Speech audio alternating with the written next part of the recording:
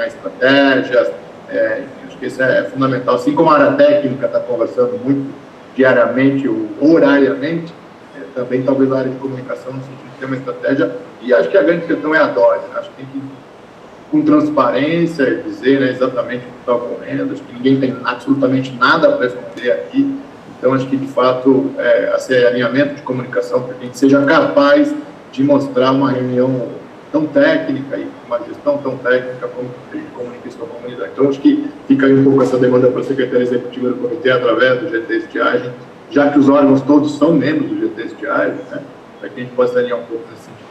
Na sequência, só para a gente não se perder aqui, nós iniciamos nossa pauta ordinária ainda, tá? Estamos só na abertura, por enquanto. Na sequência, passo para o André Navarro, e depois o Valdir, representante da Petrobras República. André, por favor, bom dia, Alexandre, bom dia, Camila, Alexandre, Anderson, todos os colegas, Marco Antônio. Eu ia fazer um comentário, na verdade, relacionado às descargas, mas acho que essa questão da comunicação é bastante importante. Queria recordar que no próprio GT Estiagem, em 2021, se não me engano, foram feitas cartilhas explicativas, até teve um subgrupo de comunicação que juntou várias instituições para discutir conteúdos de material de divulgação relacionado àquele momento difícil também que em 2021 se caracterizou. Então, pode ser possível, talvez nesse espaço do GT Estiagem, essa articulação, né, entre os órgãos para pensar em um discurso que seja, enfim, transparente e retrate, né, a situação que a gente está crítica, enfim, para a qual a gente caminha, e também as ações que estão sendo discutidas, como, por exemplo, nessa reunião, né. O que eu ia comentar, na verdade, é que é mais, não quero voltar em outros temas, mas acrescentar que a gente está em tratativas, também já com técnicos da área, para atualização desse modelo que o José Elton mostrou, né. A gente conhece já há bastante tempo, esse modelo tem quase 10 anos, e é necessário que a gente tenha uma ferramenta um pouco mais robusta para fazer essas previsões de descarga, né? Até porque na reunião de segunda-feira, enfim, aí agradeço a participação já do comitê, Alexandre, Marco Antônio, Felipe, a gente entendeu que isso é importante, porque as pessoas, elas vão e vêm, né? A gente tinha conosco Moretti, Astor, hoje temos Alexandre, Marco Antônio, temos colegas da DMT também com experiência, mas a gente precisa também ter ferramental, porque acho que o Marco Antônio fez uma brincadeira na reunião, e se cai um avião com 3 pessoas aí, Deus me livre, né? Desse grupo, a gente perde quilos, quilômetros, toneladas de informação e conhecimento que nos trariam dificuldades operacionais imensas, né? Então, só falo isso para mostrar que a gente também, com esse grupo, em contato com o comitê, quer também aperfeiçoar essa ferramenta para que seja usada por todos os envolvidos quando necessário. André, acho que a Camila tem um complemento, fique à vontade. Desculpa, eu estou falando demais, mas é bem rápido. Acho que o André tocou num ponto muito importante, que é, de fato, a gente olhar para essa ferramenta e olhar de forma conjunta, né? É uma ferramenta que interessa a todos, né? Especialmente aqui as bacias PCJ, então não há dúvida de que qualquer aperfeiçoamento que for feito e que for eventualmente contratado para ser feito, contará não só com a participação, mas com input, com decisão aqui de vocês e, enfim, e uma articulação importante também com todos os usuários das 2 bacias, tá? Então, acho que esse é o primeiro ponto, né? Xande bate muito nisso com razão, é um aperfeiçoamento que precisa ser feito de forma técnica, transparente, independente, e acho que é esse o compromisso que a gente reafirma aqui. Eu achei que o Chicão tocou num ponto fundamental de comunicação, né? E aí, resgatando, a conversa ela é técnica, o diálogo tem sido técnico, e isso acho que de parte a parte é o que tem nos feito avançar muito, né? E estabelecer uma relação de confiança.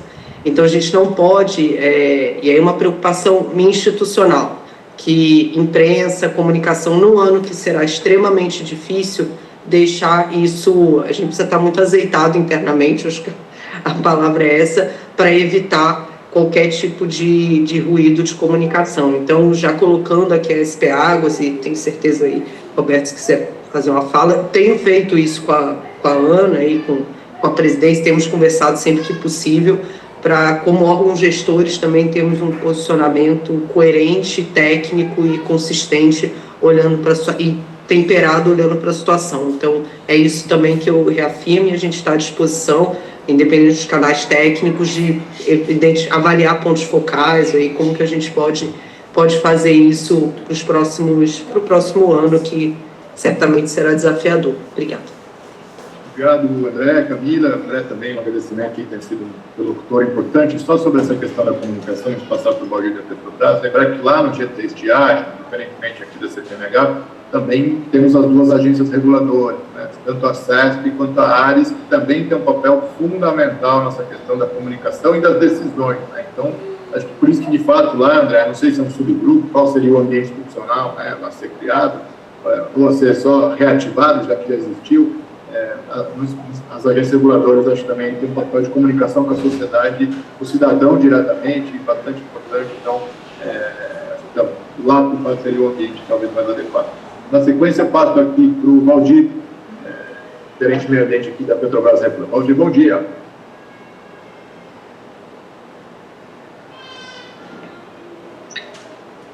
Bom dia, tudo bem? Bom dia, Valdir. Só estava com um pouquinho de eco, mas acho que te ouvimos. Está me ouvindo, Alexandre? Agora, perfeitamente. Alexandre, uma pergunta que eu gostaria de fazer com o pessoal do SP Águas, referente às barragens aqui de Amparo e Pedreira. Como que está o cronograma para isso? E se no momento nós estamos lá com a construção trabalhando em 2 turnos, ou seja, dia e noite lá, para a gente concluir isso e minimizar os efeitos aí da seca que se avizinha aí para esse ano.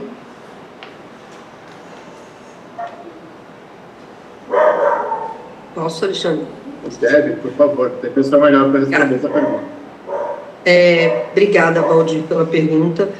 A gente mantém o cronograma. Segundo semestre de 2026, eu não vou saber te precisar se é julho ou dezembro, tá? A gente sabe que são duas obras extremamente complexas, mas que estão avançando dentro do que foi previsto. Acho que vocês fizeram uma visita, inclusive recente, ali com o Nelson nas obras, e eu acho que a grande novidade que caminha em paralelo é, de fato, a modelagem e a consulta pública do SAP-PCJ, que vai ser muito importante, porque o futuro concessionário fará a operação das barragens, evidentemente, sob o olhar e a regulação do órgão gestor, mas dentro do cronograma de obras está previsto. Não vou saber te dizer ao certo em que medida, de imediato, a regularização causada pelas barragens já poderá beneficiar a situação que a gente está atravessando, até porque a gente tem aí um procedimento teste de enchimento, esvaziamento, enfim, tem uma série de pontos técnicos, posso me comprometer que a gente traga na próxima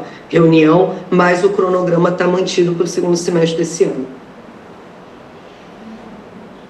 Uma pergunta, o trabalho está sendo realizado em 2 turnos, Camila? Valdir, eu vou ficar te devendo essa resposta, tá? Mas eu já pergunto aqui e já te respondo.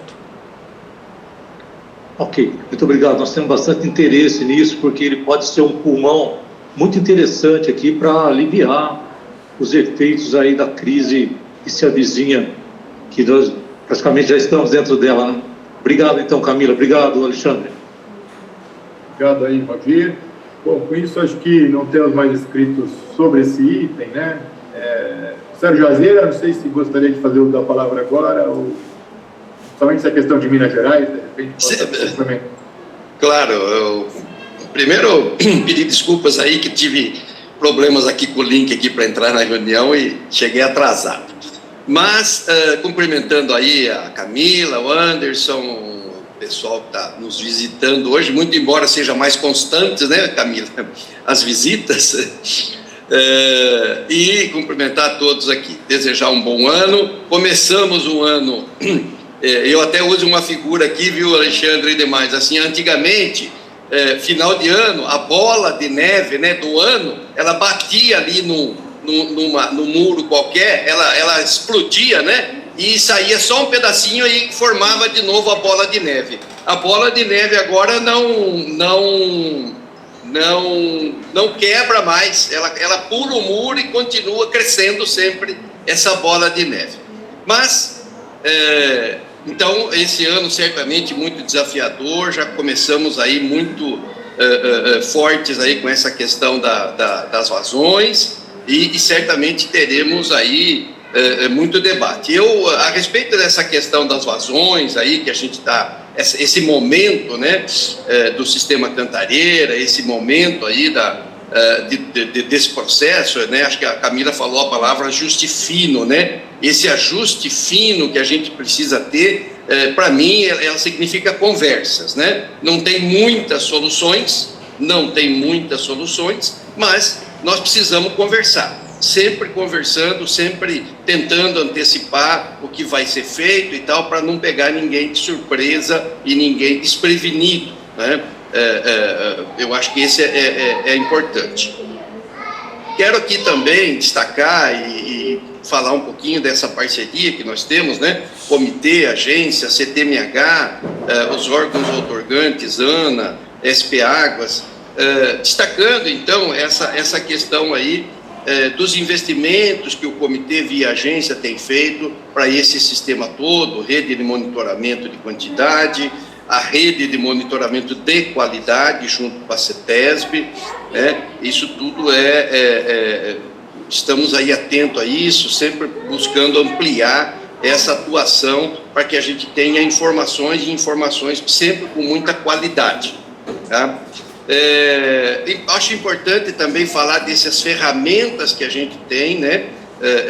SSD, que está sempre em evolução junto com o LabCid, também o CIMEPAR, enfim, essas ferramentas que a gente utiliza para tomada de decisão, que a gente sabe que aí a palavra, né, que o Alexandre sempre tem dito aí, 2 casas depois da vírgula. Então, ela tem que ser sempre muito calibrada. Claro que não resolve os problemas, o que vai resolver um problema é esse feeling, é esse conhecimento, tanto da parte do Alto Tietê quanto da parte do PCJ, concentradamente aí através dessas conversas, né, que podem aliviar um pouco ou diminuir os erros, vamos dizer assim. Mas, como economista que sou, a gente gosta de pensar o que fazer, porque repetiu lá, chegou em 2014, 2021, batemos na porta, 2025 estamos aqui na situação de novo, ou seja, a tendência é que isso vá se repetindo. As 2 represas de Amparo, Pedreira e o sistema adutor, claro, são uma boa, ou curto prazo, aí vamos dizer assim, uma solução, ou ela vai ajudar nesse processo, certamente. Mas a gente precisa pensar além, né? Chicão sempre vem falando disso, incentivar os nossos municípios a terem pequenos reservatórios. A gente sabe que não tem aqui no PCJ a possibilidade de outros grandes ou médios reservatórios, mas pequenos reservatórios a gente acha sempre importante. Também trabalhar essa questão da proteção dos mananciais. Não é só plantar árvore, porque só plantar árvore não resolve o problema. As situações que nós estamos trabalhando junto com o DEMES, junto com o DEMARC, especialmente lá para a região, vamos começar na região mineira da Bacia, que são ações de conservação do solo, né? Eu acho que o seu Petros fala muito disso. Mais importante do que plantar árvore, e plantar árvore é importante, a gente precisa que a parte agricultável ela seja bem feita com conservação de solo, para que a água possa realmente penetrar no solo e fazer as nossas nascentes fluírem. A gente viu aí o quanto que o fluxo aí, né, decai, né, quanto que porque o escorrimento superficial está sendo muito maior do que a percolação. Então, isso tudo a gente também está trabalhando, é um assunto que vai permear aí o nosso plano de bacias, a revisão do plano de bacias, a questão de modernização das nossas ETAs. Eu acho que é um tema bastante importante. O Marco Antônio sempre fala isso, as nossas ETAs ainda tivemos até uma fala no evento da CTSAM, em Jundiaí, onde o professor Mierza e outros professores que trabalham com isso são ETAs da década de 60. Então, a gente precisa modernizar nossas ETAs, e isso é um trabalho que a gente vem conversando, especialmente com o pessoal nosso da Câmara Técnica de Saneamento, o Matheus. Nós temos uma visita agora, dia 29, para aquela estação de tratamento de água da Sabesp, que já usa membrana ali no seu processo. A gente vai fazer uma visita para entender esse processo, como é que ele está sendo, enfim, ali as características técnicas, custos e outras coisas mais. O pessoal do DAI Jundiaí, o SEMAI vai junto com a gente, para a gente entender e conhecer melhor esse sistema.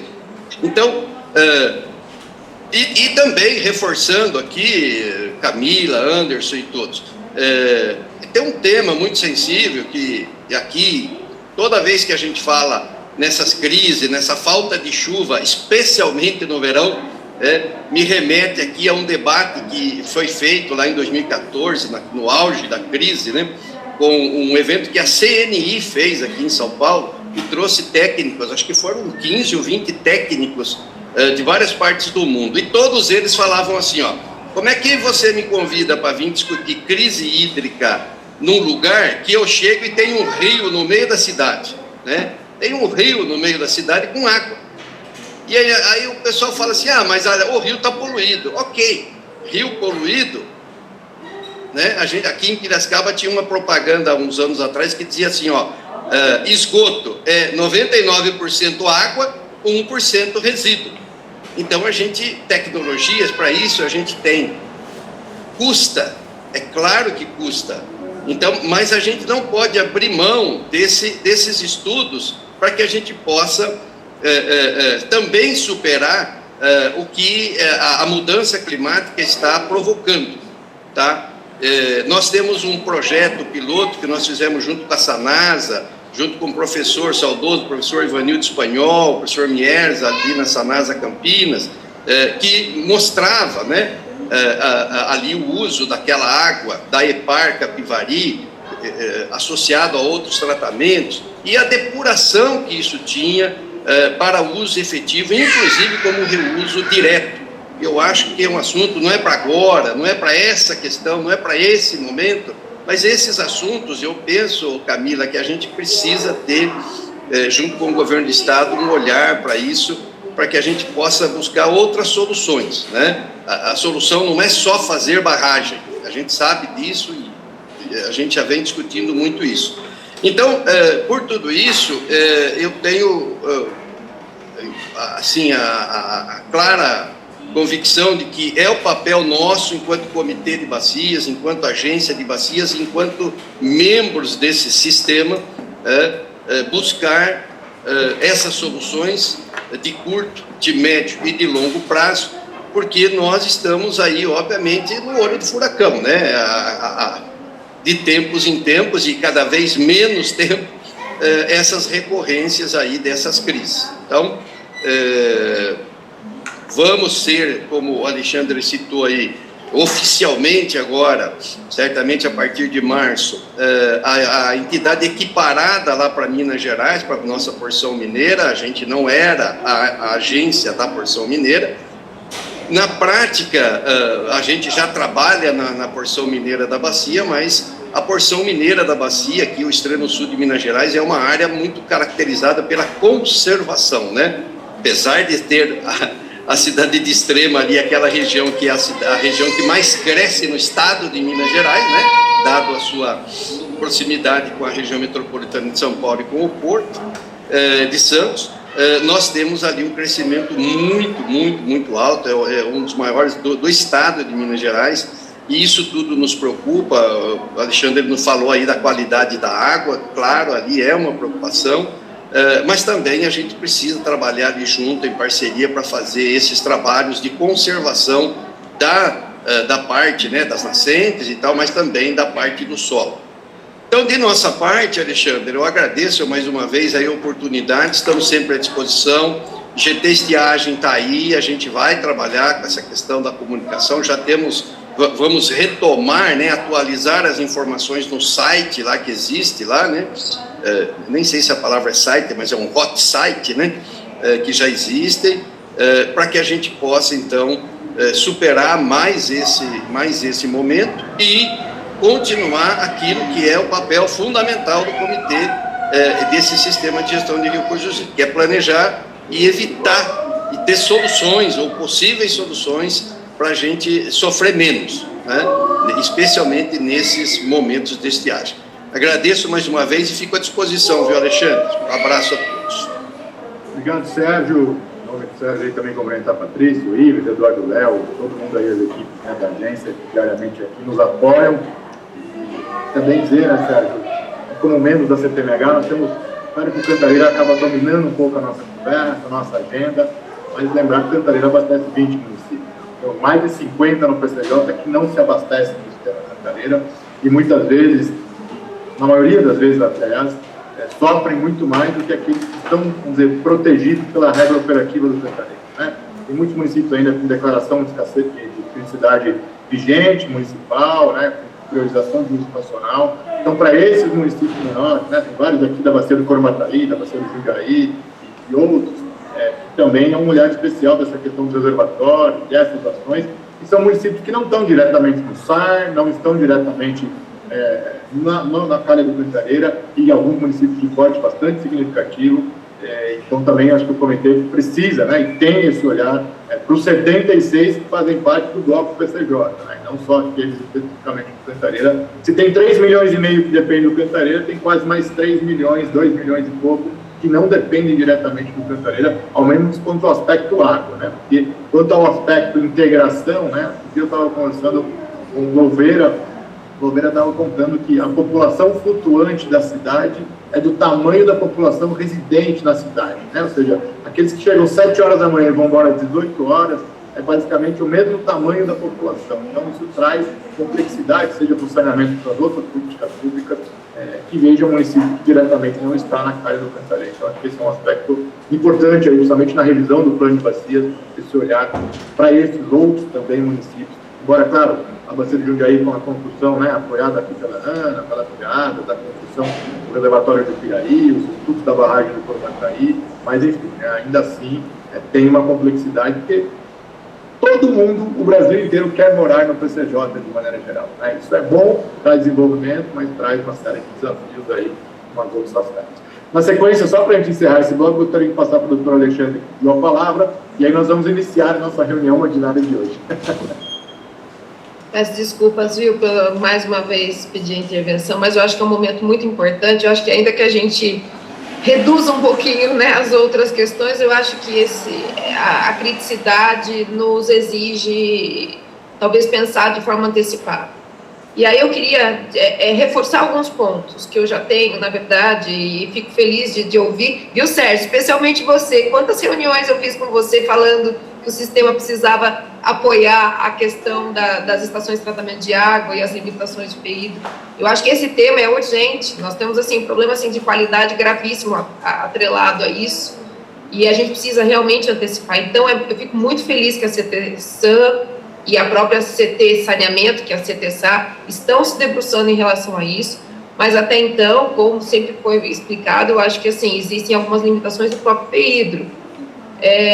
Com a doutora Camila, a doutora Natália, eu sugeri também que fosse incluída essa situação em relação ao apoio às estações de tratamento de água, porque os municípios, de fato, estão com quadros gravíssimos. Eu tenho o procedimento dos 29 municípios da nossa área de atuação, e o Rodrigo tem da área deles, e a situação das autarquias, especialmente, é muito séria, né? Nós estamos com municípios que não têm condições de exploração, que não têm laboratórios, que têm dificuldades imensas operacionais. E por que eu estou falando isso e o que isso tem a ver? Eu acho que, assim, o sistema e essa Câmara de Monitoramento Hidrológico, ela concentra grande parte dessas discussões. Então, nós temos, além do monitoramento para quê, né? Sempre a gente discute isso. A questão de avançar, nós temos os pontos de controle de vazão, mas agora nós estamos tendo que ter pontos estratégicos de qualidade. E essas estações automáticas que estão sendo implantadas, elas precisam, mais do que nunca, dar algumas respostas para propiciar que esse sistema de alerta funcione. Então, eu acho que isso vem ao encontro do que nós já discutíamos, talvez uma reflexão muito séria em relação à antecipação de alguns investimentos em relação a isso, a discussão da verificação da cobertura e da abrangência, porque o que nós não queremos, e até nessa conversa, eu falei assim, a ideia, e a Camila trouxe já isso, eu quero reforçar até a parte que ela coloca, não, ninguém pretende flexibilizar as regras, não é esse o intuito. Esses pontos que foram discutidos na questão da outorga do Cantareira são muito importantes, a gente precisa calibrar para garantir a manutenção. Só que nós podemos, de fato, chegar a algumas situações limites. Então, nós temos que ter já construídos alguns mecanismos de redução de vazão, porventura, através de uma forma negociada por trechos.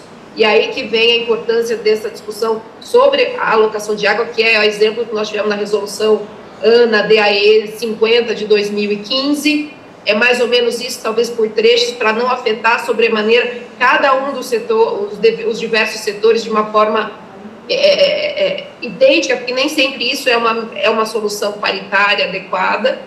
E a questão de nós trabalharmos com esses cenários e a CETESB participando ativamente dessa discussão, porque esse cenário em relação à floração de alga, em relação a macrófitas, que muitas vezes têm impedido, e isso tem sido recorrente nas ocorrências da CTMH em relação às dificuldades de tratamento, essa questão da SANASA, além da regra operativa discutida, impactou na questão da qualidade do serviço em relação ao abastecimento. E é o que a gente verifica nos municípios que também não são dependentes do Cantareira e que a gente tem que zelar por essa situação. Então, assim, objetivamente falando e aproveitando a presença, acho que tanto da Ana, do SP Águas, do Sérgio, eu acho que a gente precisa fazer um apanhado desses instrumentos, verificar o que a gente pode antecipar, porque nós precisaremos dele. Nós precisaremos da CETESB discutindo, eventualmente, algumas reduções de cargas em algum momento, em relação a essas vazões, e não deixar os municípios, como eles estão, muitas vezes, em situações incontornáveis. Quando o rio baixa de determinada forma, que não dá tratabilidade, gente, nós estamos falando de problema de saúde pública, então nós temos que cuidar dessa situação e dar apoio, mais do que nunca vai ser papel do comitê estar junto aos municípios para capacitar, para nós termos esse espaço de diálogo e pensarmos em alternativas. Reservatórios, nós não vamos ter tempo para isso. Nesse momento, pelo menos, em que a gente já está com vários municípios em situação de racionamento e outros em vias de. Então, assim, eu acompanho isso de perto e, assim, a destinação nós estamos sendo destinatários de muitas reclamações e por isso que a gente já vem há tanto tempo cobrando alguma dessas medidas. E eu penso que a questão das águas subterrâneas e do plano de monitoramento hidrológico das águas subterrâneas, que não foram nunca, acho que talvez discutidas muito profundamente também com a CTMH, a gente não tem como esperar 30 anos. A gente vai ter que pensar nessas alternativas, porque é justamente o que o município corre para o governo do estado pedir, que é a perfuração de poço, que é a solução mais rápida e emergencial. Só que isso tem que fazer sentido dentro do planejamento da bacia, dentro das propostas necessárias, e a gente usar esse espaço e esses grupos para dialogar, para dar respostas e construir um caminho muito rápido para essas situações que já estão sendo objeto de demanda. Então, era só esses pontos, desculpa, viu? Mas eu acho que a gente tem que realmente discutir essa questão dos pontos estratégicos de qualidade e trazer a CETESB, porque a gente depende deles para muitas dessas situações também, assim como as agências reguladoras já citadas. Obrigada. Muito obrigado, doutora. Jamais pedir desculpas, o espaço é exatamente para isso, né? De fato, essas situações todas, veja, a quantidade basicamente afeta uma captação com 3 aspectos, né? Nível, a vazão propriamente dita e, naturalmente, os aspectos qualitativos, né? Então, e a resiliência hídrica depende também muito da infraestrutura de saneamento, né? Se a gente olhar a grande parte dos que sofreram com racionamento nesse segundo semestre, claro, por uma condição de manancial, mas agravada por uma questão de infraestrutura, de perdas, né? De tantos outros aspectos, além, claro, que a gente trouxe essa questão da capacidade das redes. A Maia está projetada para tratar um rio em 2000, projetada em 70 e trata um rio de 2025, 2026, né? Então, de fato, são esses temas que a gente precisa se aprofundar, com certeza, E dinheiro para tudo não tem, né, Sérgio? Não o PCJ, mas tem dinheiro externo, tem planos prontos, acho que isso que é importante, que a gente possa dar passos aí. Se não dá para reformar a ETA toda, faça um retrofit numa parcela, no tanque de decantação, no filtro, como alguns estão fazendo, né? Ninguém está lavando o filtro de hora em hora. Não tem operação que resista a isso, né? Você tem que parar a ETA de hora em hora ou cada 2 horas, é inevitável a falta de água na cidade, né? Então, de fato, acho que são temas importantes aí.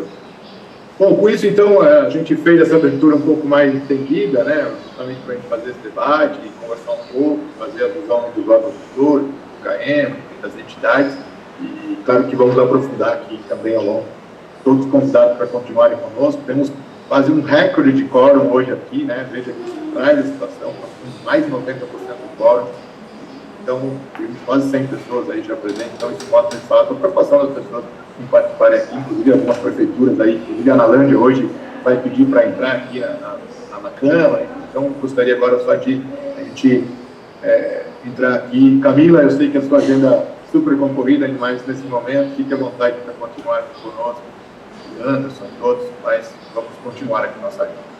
Obrigada, Alexandre. Eu não sei se eu consigo ficar até o final, mas eu fico mais um pouquinho com vocês. Vou fechar aqui a câmera. Obrigado mais uma vez pelo espaço aqui.